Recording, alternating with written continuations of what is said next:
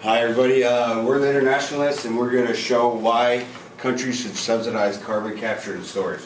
I'm John, that's Matt, we're Khan, Essen, and Pramika. The outline is, I'm going to give the introduction, the global problem and the solution, what is CCS, and then we're going to talk about the current, future, and dependency on fossil fuels, benefits of CCS, cost of CCS, implementation, and then we're going to conclude. The global problem and the solution. What is the global problem? The global problem is global warming. It has a huge impact on our environment. Global warming is when greenhouse gases trap in infrared heat in our planet and heating up. The major one greenhouse gas is CO2.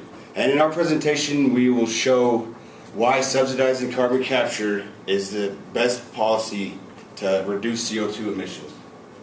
What is CCS? CCS is a series of technologies that greatly reduce CO2 emissions in the atmosphere. There's a three-step part. You capture the CO2, you compress it, transport it, usually through pipelines, and then you store it in underground rock formations and make sure it doesn't leak out.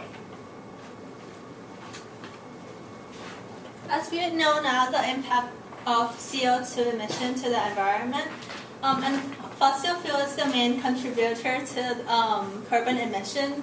Fossil fuel contributes to 78% of all the energy sources, and 8% comes from renewable energy, and 6% comes from nuclear energy.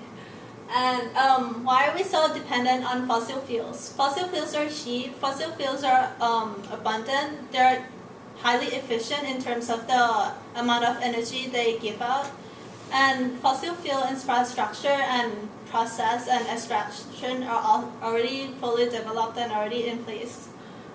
Each year, up to 28 billion tons of carbon emission comes from burning fossil fuels. As we can see from this graph, we can see how dependent we are from fossil fuels.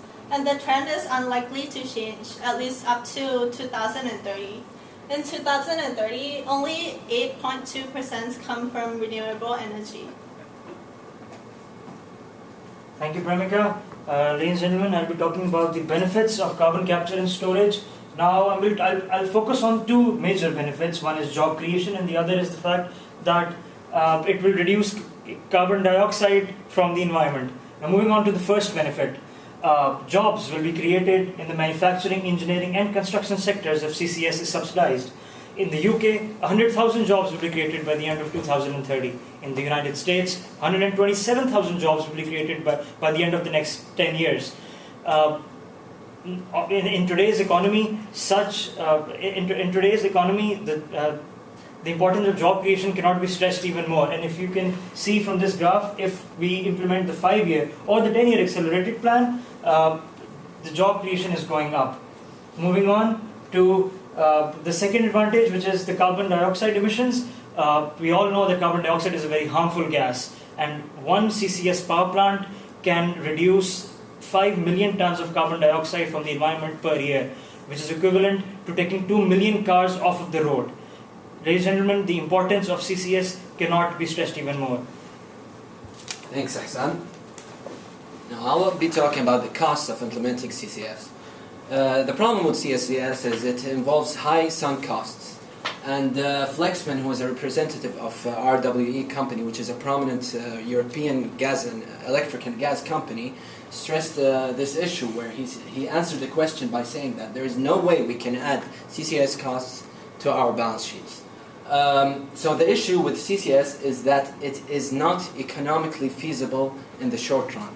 And this graph shows us that in the short run, CCS costs are going to range between 60 and 90 cents per ton, whereas actual prices for carbon is between 30 and 45. So if you can see, moving to the long run, we can see how the costs are going to be reduced based on the following graph, which is the learning curve. So the learning curve shows us that the faster governments implement this program and reach 1,000 plants using CCS, the faster we're going to reduce our CCS costs to reach almost 50% of what would we be starting with. So the learning curve would reduce operational costs in the long run. So what should be done? Renewable energy is a slowly developing sector.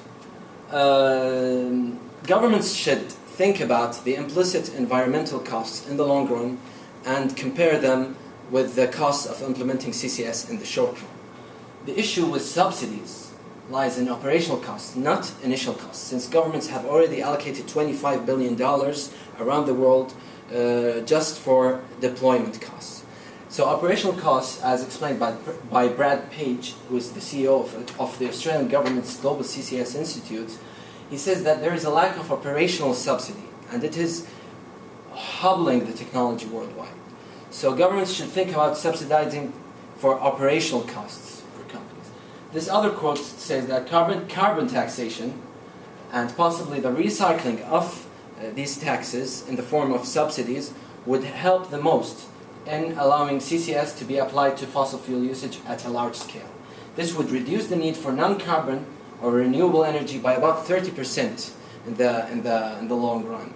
So as you just saw, implementation of CCS is actually government subsidies for the implementation of CCS is actually the best way for the environment around the world to reach the required target emission reductions in the long run.